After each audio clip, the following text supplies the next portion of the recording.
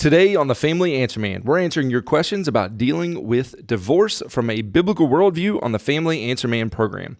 This is David Orges, and I am here with Dr. Mark Crosby, the Family Answer Man himself.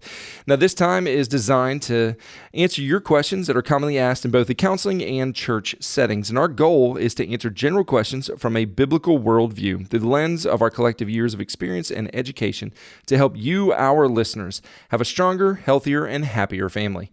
We want to thank the incredible people at Winter's Air who service the Denham Springs and Denham Springs surrounding areas, and the Days Smokehouse and Specialty Meats for underwriting today's show. Now, this show is not a therapy session, nor is this specific advice to your situation.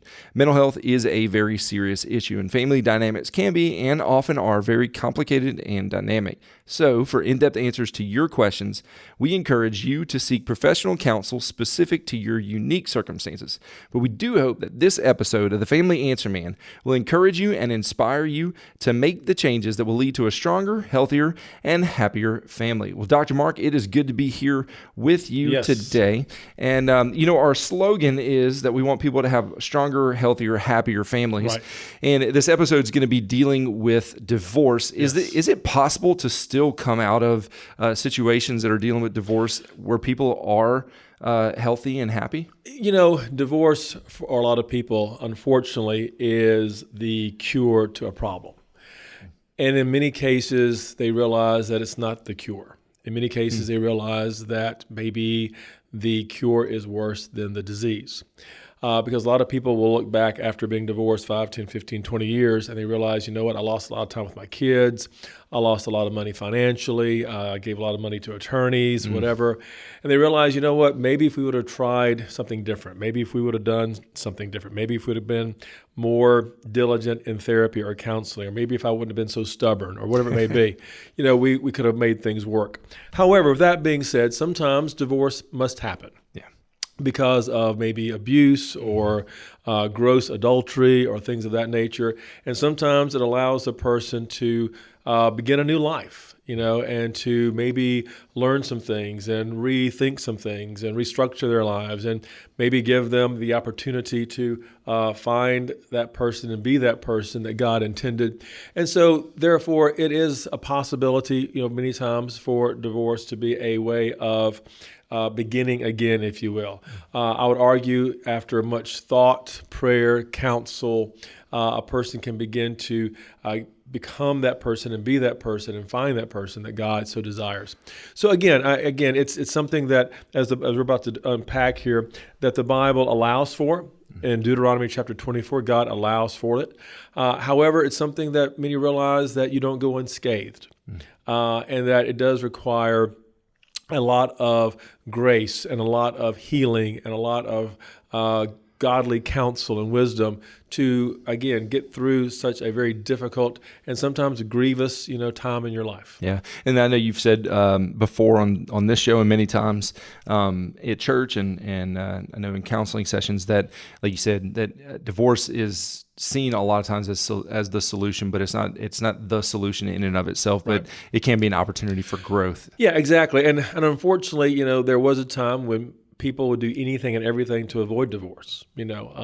Generations ago, 2 or 3 generations ago, people would do whatever it took to stay married and to make sure their marriage was successful, or at least they were committed to it. Unfortunately, today, we live in a day and age where not so much. Yeah. Unfortunately, a lot of people have the attitude that, hey, if this marriage doesn't work out, I can always get a divorce. And I've actually heard people say that, at their wedding. Which is unbelievable. Exactly. But that's the mindset that so many have today. Again, as we've said before many times on the show, that marriage is a covenant. It is not advanced dating. It requires a couple to give vows to God and to one another and to be true to those vows. Again, unfortunately, things do happen.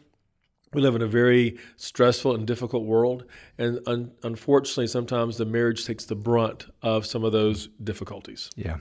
Well, and that will lead into our questions for today, and I think that's a great foundation for us to build off of. Sure. So the first question for the Family Answer Man today came in, and if you want to get your questions to us so we can answer this for you on the air, it's familyanswerman@liveoak.church is our email address, familyanswerman@liveoak.church. So the first question for Family Answer Man today is this. It says, my future mother-in-law told me that divorce is unpardonable and doesn't want me to marry her son. Is that true? Wow. That's a very unfortunate statement because it's not true. I will say this, a little sidebar. I think there was a time when, and maybe even to this day, there are some churches that basically would almost categorize divorce as unpardonable. However, if we're going to get theological just for a brief moment, I think we need to understand there's only one reference to the unpardonable sin. It's found in Matthew 12:31, where the religious leaders during that day, they watched Jesus perform this miracle. And the miracle was Jesus casting out demons. And so as Jesus is casting out these demons, he is demonstrating his authority as the Messiah, as he has the power of God's Spirit to cast out demons. So the Pharisees see this. So as the Pharisees are watching Jesus cast out demons, they basically attributed the authority and the power of Jesus to Satan. So they're saying he casts out demons by the authority of Satan. So their Pharisees are seeing this, they're watching this, and so ultimately what they're doing is they are denying the power of Jesus, they are denying the authority of Jesus, they are denying the messiahship, if you will, of Jesus. And Jesus is saying to the Pharisees, if you think of me in that way, and you do not believe in me as the Messiah of God, the Messiah of Israel, if you will, then there is no hope for you. There is no hope for your forgiveness. There's no hope for grace. There's no hope for being pardoned. And he's basically saying, if you think of me in those terms and you deny me, you're denying the only way for salvation. You're denying the only way to be forgiven. And so in essence, this denial of Jesus is what is considered by many theologians the unpardonable sin. And so, but it is important to note, Dr. Charles Ryrie makes a very important note, because there are a lot of people, and we get these phone calls as well, that are fearful they've committed the unpardonable sin. Right. I've met people who thought they have done so. Maybe they had a very terrible thought, or they said some terrible things, or they made fun of someone who's very spiritual, or whatever it may be. And they will think, oh my goodness, I committed the unpardonable sin, therefore I'm doomed forever. Well, Dr. Charles Ryrie says that this special circumstance that's mentioned in Matthew 12:31 cannot be duplicated today. And the reason for that is because these Pharisees actually saw Jesus do this amazing work, and they still denied him. So the denial of Jesus, the refusal of believing in him as the Messiah, that and that alone is the only unpardonable sin. And so the point is simply this. This mother-in-law was in error when she said those words. Thus, divorce is not, I repeat, divorce is not the unpardonable sin. Not only that, but when you read your Bible, you discover in Deuteronomy 24, 1-4, and Jesus references this, that God does allow for divorce. God allows for divorce. As a matter of fact, in Matthew 19:8, the Pharisees are asking Jesus about this very subject. And Jesus says this, he says, quote, because of your hardness of heart, Moses permitted you to divorce your wives, but from the beginning, it's not been this way. Mm-hmm. So in essence, what Jesus is saying is that, look, in the very beginning, this was a perfect couple. Adam and Eve were perfect. They were in a perfect environment. They walked perfectly with God. They had everything that was perfect. And so when sin entered the world, basically the heart of people became hardened. It filled with sin, if you will. And so because of that perfection, that hope, that desire, that commitment to remain married, to stay married, was something that was very difficult for humanity. So Moses allows it in Deuteronomy chapter 24, verse 1-4.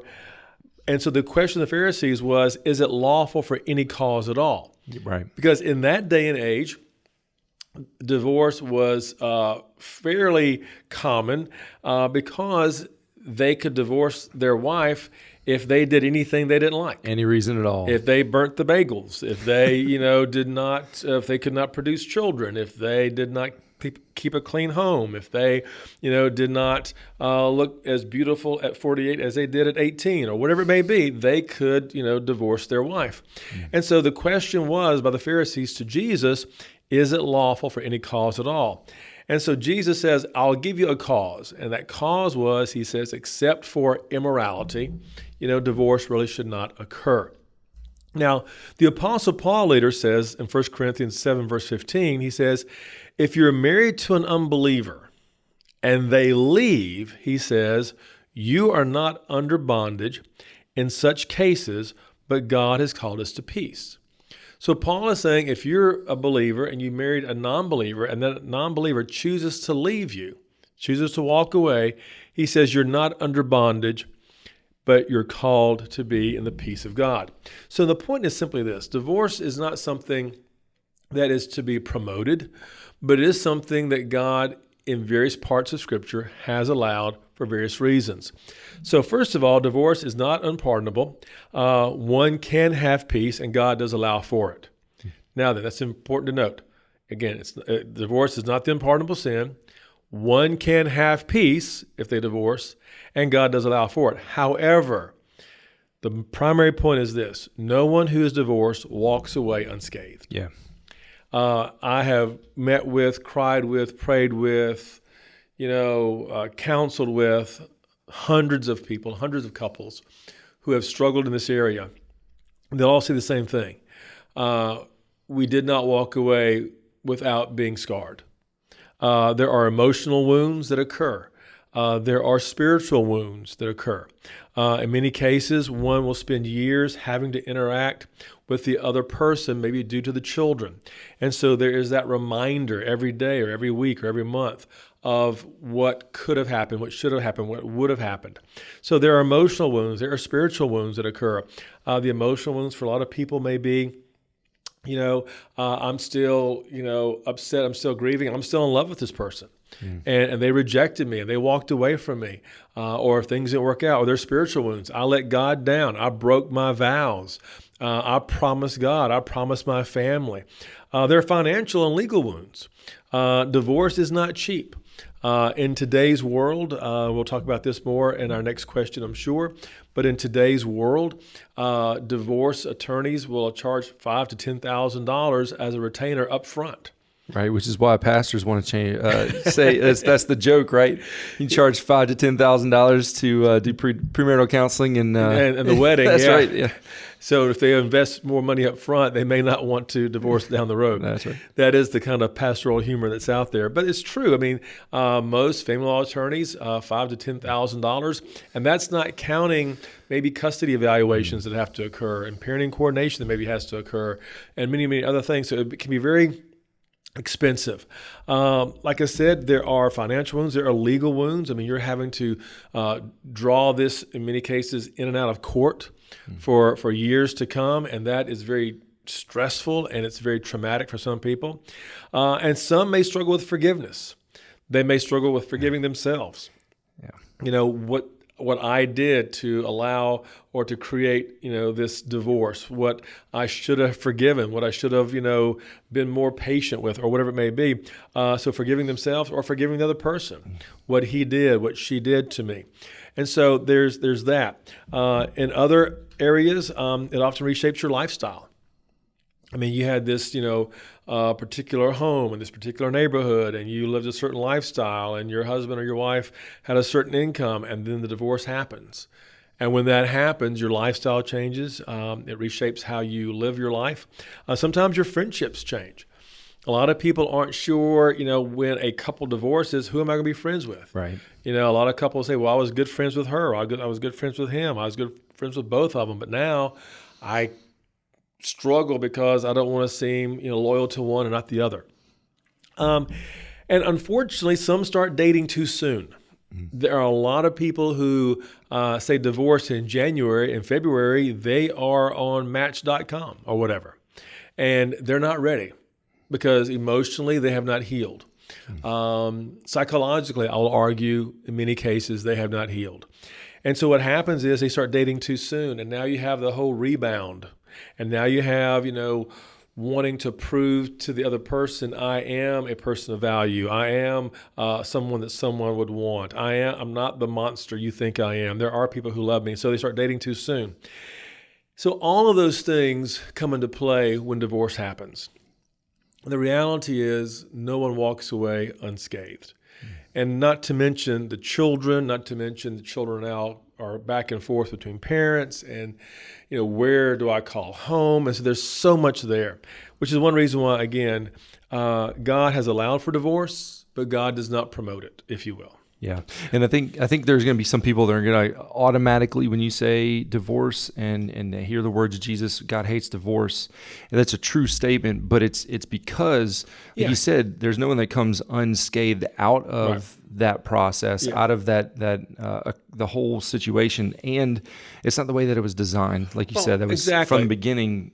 It's a permission, it's allowable, but it's not the intent. Exactly. Again, that phrase, that verse, if you will, the Bible says God hates divorce. He doesn't hate the person getting divorced. That's right. He hates what divorce does to a person. And so just like I hate it if my kids were to play in the highway, okay, because of what could happen. Yeah. I don't hate my kids. That's right. But I hate it if they ever play, in the street. And that's a big distinction that I'm glad you said, because a lot of people probably need to hear that. So the point is simply this: divorce is not unpardonable, but it does come with consequences that, again, impact our emotions. Divorce impacts our finances. Divorce impacts our children. Divorce impacts our stability. Divorce impacts our extended relationships. Divorce impacts our spiritual life. Divorce impacts our personal life. And this is why God warns against it. He allows for it in some cases, but he does warn against it. And this is one reason why, again, I really believe in marriage and family therapy. Yeah. And some will argue, well, marriage therapists or marriage and family therapy doesn't always work. And you're right, it doesn't. But here's another thing. A lot of cancer treatments don't always work. Wow. But if you got cancer, you're going to try anything or any treatment that you possibly can to get better. And if only 40% of the treatment works, okay. I'm going to give myself that 40%. I'm going to give myself that 40%. And so it is with marriage and family therapy. Marriage and family therapy is powerful and it's important. Does it cure? Does it help? Does it solve every case? Absolutely not. And unfortunately, and for those who are listening out there, please hear this. Unfortunately, a lot of couples only show up to the therapist's office when they're on their last moment of being together. They should have come in. A year earlier or 6 months earlier.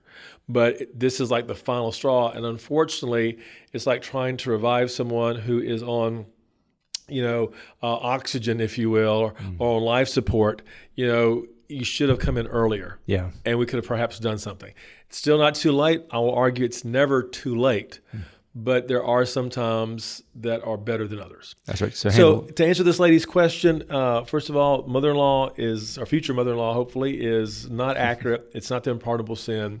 But hopefully you have learned, you have grown, you have received the help and healing that you needed to make your new family, your new marriage, a wonderful and gracious and loving relationship. Well, there you have it from the Family Answer Man with grace and truth. Our first question about divorce. Our second question is also focused on divorce. And that question comes in, and this is going to land a little bit different for, I think, a lot of people. Sure. But it definitely is a great question that I'm glad we have a chance to unpack this and answer. The question says, I am a pastor who's going through a divorce. Wow. Yeah. Now, my attorney suggested mediation, but didn't explain why would that be best. Well, again, let's just make it clear that pastors, missionaries, evangelists, Christians of all walks of life, unfortunately have struggled in this area, and some unfortunately have had to go through the process of divorce. Now, whenever I say that, again, a lot of people go, wow, so that happens even to pastors. And the question is yes, because pastors live a very stressful life. Pastors' wives, believe it or not, live very stressful lives. Pastors' children live in the proverbial fishbowl. Expectations are put on pastors' wives, and expectations are put on pastors' children, and expectations are put on pastors, to live a certain life beyond the norm. And I'm not saying that that's not, something that we shouldn't be doing anyway, but the reality is that it's very difficult, and those expectations can sometimes be impossible. And so the reality is that, yes, pastors do get divorced, and yes, missionaries and Sunday school teachers, and the list could go on. And so this certain pastor is going through a divorce, and his attorney is encouraging mediation.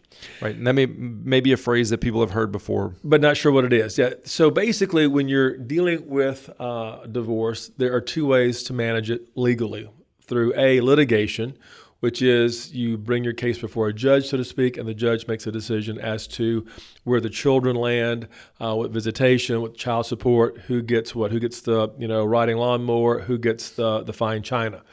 And so, but mediation is a different route. Mediation, basically, I will argue, is a more civil alternative. What I mean by that is this. Litigation is designed to create a win-lose. I win, you lose, okay? Whereas mediation tries to create a win-win situation in a most difficult circumstance, meaning this. Mediation asks the question, what can I live with? Or what can you live with? And so, for example, if the divorce is occurring and I have maybe an acre of land and I have the riding lawnmower and you're living in a high-rise, you don't need the riding lawnmower. And so mediation would say, look, I'll take the riding lawnmower and you take the fine china. Doesn't mean that it's evenly valued, right. But the reality is that we're not looking at equality in the same way that a court would. We're just simply saying, what would be best for us overall? What's the win-win here? I need a lawnmower. You want the china. We're good. So again, what can I live with? What's important to me? What can we work out based on our, again, unique circumstances? So if I live on an acre of land and you live in a high rise, there's certain things I will need. I'll need the shovels. I will need, the weed eater. You may need the vacuum cleaner or whatever. They may not be, again, equally valued, but what is going to be the win-win? Yeah.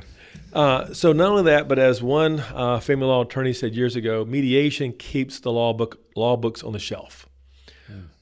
Mediation keeps the law books on the shelf, and it allows the couples to work out their unique situation, such as visitation, child support, community property, etc.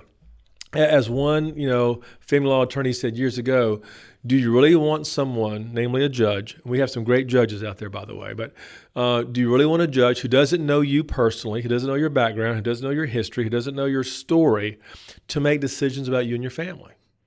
And look, we have some great judges out there, great men, great ladies. They want to help, but again, they are limited as far as their knowledge of your circumstance or your situation or your background or your history. They don't know if that fine china, was a gift given by your great grandmother, and that is priceless to you. All they know is it's valued at $200, and we got to split that, right? Because that's what the law says. So mediation says keep the law books on the shelf. So what happens is a couple will meet with the mediator, and as they meet with the mediator, they both unpack what they're wanting and desiring. And they're able to compromise. They're able to live with their compromise. They're able to kind of go back and forth as to what they think would be best for their children, what would be best for not only their children, but also themselves, as far as I need the lawnmower, you need the vacuum cleaner kind of thing. They also unpack holidays. For example, there are a lot of moms who say, I am a Christmas morning person. Give me Christmas morning. I will give you Christmas Eve night. Okay, that's a good compromise. Dad says, yeah, my family comes over. We go to midnight mass or we go to evening church on Christmas Eve. I'll bring the kids over after church. That way they're in bed at mom's house and mom can be there, Christmas morning. Okay, so that's how mediation works. Whereas in litigation, the judge may say, okay, you get one Christmas Eve, Christmas morning this year, and then you get it next year, and y'all rotate it around. Because it's all got to be equal and It's fair. got to be as equal as possible. So again, holidays, visitation. What's best for the kids? Is it 7 and 7? Is it 2, 2 and 3? Is it every other weekend? What is best for the kids? And so, depending on the age of the children, also child support. The dad, may not be able to pay what the law says. Maybe he has some other debts or some other financial obligations or problems. How do we split the savings? How do you split the retirement? So again, all these things are brought before the mediator. They're ironed out. They are compromised. And then the mediator writes what's called an MOU. That stands for a Memorandum of Understanding. There you go. And basically what it is, it's a contract that the mediator writes out, he sends it to the attorneys, and then the attorneys file that as a judgment. And so the good thing about mediation, this is why perhaps this lawyer referred this pastor to mediation, is that there's no court and there's no judge deciding what the couple needs or what the couple needs to have or what the couple gets to receive. That's worked out by the couple. So the couple works out their needs, the couple works out their concerns, and the couple works out what's best for them and what best fits them. So, and hopefully what this will do in many cases, that when mediation happens, it does make the healing process on a spiritual and emotional level a little easier and a little quicker, because we're not beating each other up in court. Well, as I say, it sounds like it, one, reduces the amount of trauma that's piled on to what has already existed. Yeah. And then also, it almost sounds like it opens up a door for preemptive healing before the marriage is even formally ended. Right, exactly. That people can start to kind of communicate with each other, learn start working, how to give and take. Yeah. Exactly. Start working with each other, compromising. Whereas in court, there's a winner and a loser. Yeah. And in court, as one family law attorney put it, you're like two gladiators, going at it. And then after it's all said and done and you're, beaten up, the dad may say to the mom, well, you do know tomorrow is Junior's birthday. Are y'all coming over? or you do know this weekend is, the baptism of Nana. Are y'all going to come over and see that? Or whatever it may be. Yeah. You've just beat each other up in court, and now there's a family function on the horizon. Who feels like going to that after you've just been beaten up in court? Yeah. And so the point simply is this: mediation keeps that from happening to the degree that litigation, does. So again, what mediation is designed to do is to help a couple who's generally a good couple. Now, this pastor, I'm sure, is a good person. I'm sure his wife, his kids are good people. But mediation helps good people work through and manage and help deal with a very difficult time. Yeah. And so I do recommend it for those who have to go down that road. It definitely sounds like mediation is the way to go. And we're praying for all of those that are out there. It's a difficult conversation today dealing with divorce. And so we were praying for you, if you are going through a divorce, that your heart would be protected and healed. And as Dr. Mark said earlier, that you would take time to allow God and the Holy Spirit to heal you through this process. We do want to thank you for joining us today and the people at Winter's Air and Days Smokehouse and Specialty Meats for underwriting today's show. And as a reminder, this is not a therapy session. We cannot give specific advice into your specific circumstances, but we do believe in the power of professional help. So we encourage you to seek professional help specific to your circumstances. And we hope that this episode of the Family Answer Man will encourage you and inspire you to make the changes that will lead to a stronger, healthier, and happier family. And if you'd like to get in touch with the Family Answer Man, you can do that via email at familyanswerman@liveoak.church. Again, that's familyanswerman@liveoak.church.